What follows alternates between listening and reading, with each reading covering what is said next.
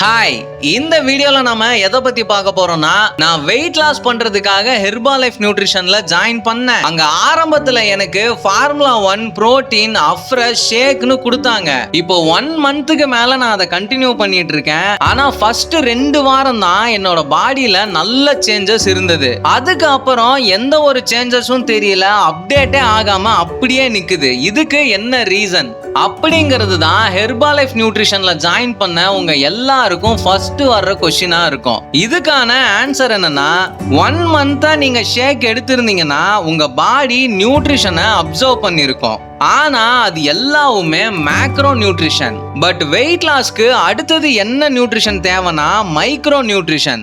இந்த micro நியூட்ரிஷனை ஹெர்பாலைஃப் company சாலடா கொடுத்துருக்காங்க, அதாவது டேப்லெட்ஸா கொடுத்துருக்காங்க. வெயிட் லாஸ்க்கு எடுக்க வேண்டிய டேப்லெட்ஸ் என்னன்னா, செல்லுலாஸ், 2வது மல்டிவிட்டமின், 3வது ஹெர்பல் கண்ட்ரோல்.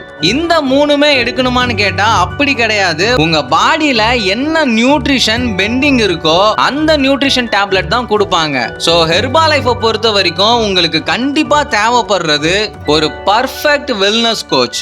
அவங்களோட கைடன்ஸ் படி நீங்க இதெல்லாம் ஃபாலோ பண்ணீங்கன்னா தான் உங்களோட ரிசல்ட் பக்காவா இருக்கும். ஸோ நீங்க வீட்ல இருந்தே நியூட்ரிஷன் ஃபுட் எடுத்து வெயிட் லாஸ் வெயிட் கெயின் பண்ணணும்னு நினைச்சீங்கன்னா ஸ்கிரீன்ல தெரியுற நம்பருக்கு கால் பண்ணுங்க. அண்ட் நாங்க ஹெர்பாலைஃபோட சர்டிஃபைடு வெல்னஸ் கோச்.